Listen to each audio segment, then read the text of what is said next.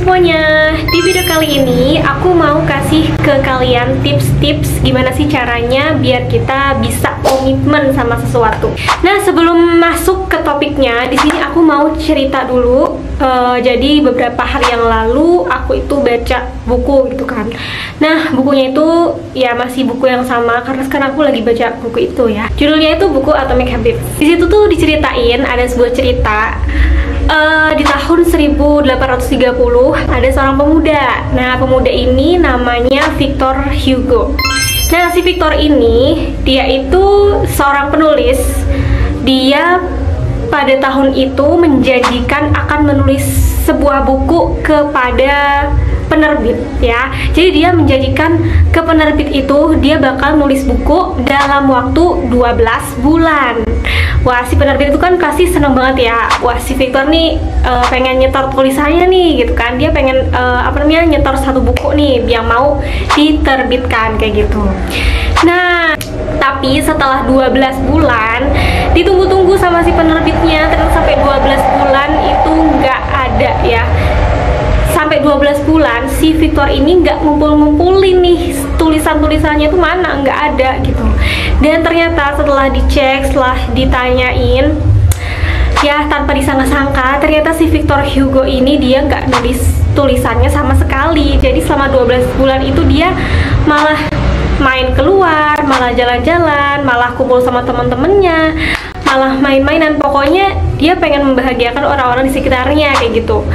Nah, akhirnya karena kesel banget ya si penerbitnya tahu kalau si Victor ini nggak nulis sama sekali, jadinya dia buat deadline ya. Dia bikin deadline buat si Victor. Dia bikin deadline kalau di tanggal kalau di bulan Februari 1831 dia harus nyelesain satu buku itu. Nggak mau tahu, pokoknya harus selesai. Nah, karena dapat deadline yang sangat-sangat singkat kayak gitu ya, karena kan si buku ini yang harusnya ditulis dalam waktu 12 bulan, tapi si penerbit malah menargetkan selesai dalam waktu 2 bulan ke depan. Jadi si Victor ini mikir, dia kayak bingung juga kan gimana caranya nyelesain tulisannya dalam waktu 2 bulan aja.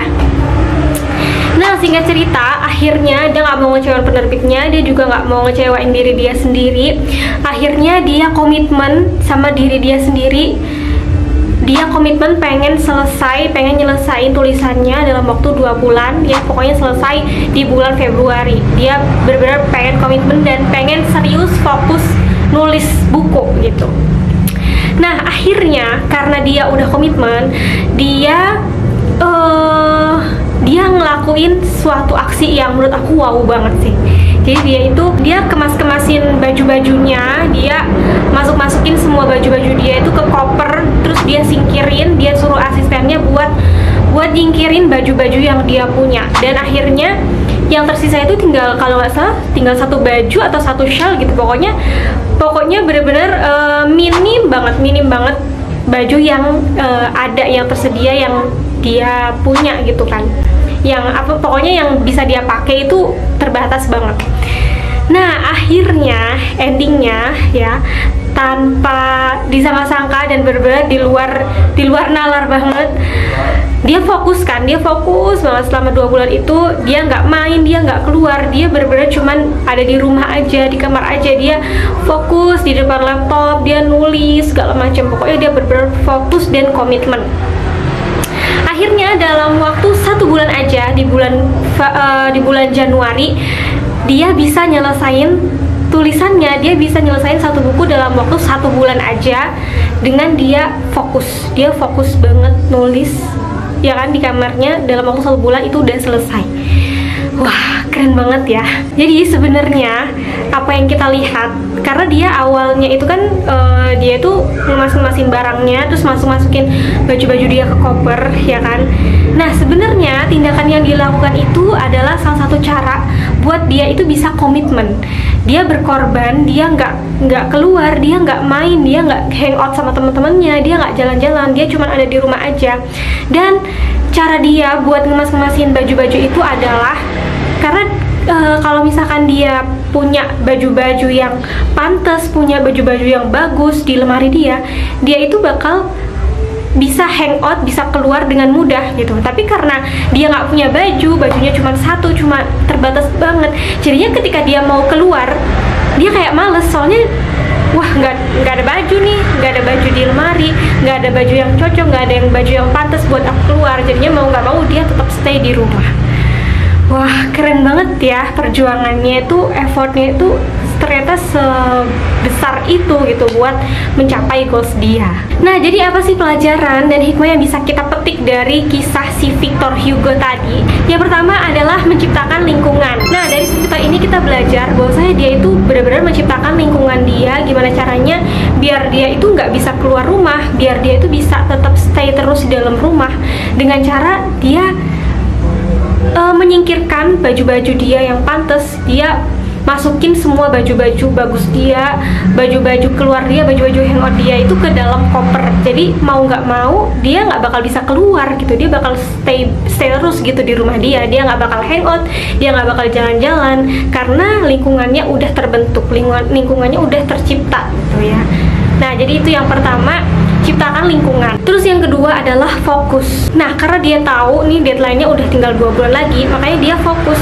Nah, yang dinamakan fokus itu, jadi dia ya udah ngerjain satu hal itu aja. Dia fokus ngerjain tulisan dia nggak keluar, dia nggak main, dia cuman fokus ke satu hal itu aja, nggak ke distract sama apapun itu. Jadi yang kedua adalah fokus. Dan yang ketiga adalah berkorban ya.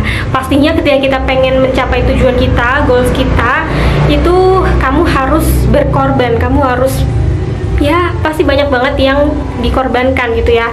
Contohnya kalau kita belajar tadi dari si Victor Hugo, dia mengorbankan waktu, dia mengorbankan rasa senang-senang dia ya sama temen-temennya, dia rela nggak keluar, nggak jalan-jalan, nggak hangout. Itu kan wah, pengorbanan yang luar biasa banget ya. Apalagi dia ngorbanin juga nih waktu dia ngorbanin tenaga dia ngorbanin segala sesuatunya ya, kehidupan yang enak gitu ya, demi bisa mencapai goals dia, selesai tulisan dalam waktu kurang dari 2 bulan ya, cuma 1 bulan aja. Jadi itu dia 3 cara biar kamu bisa lebih komitmen sama goals kamu.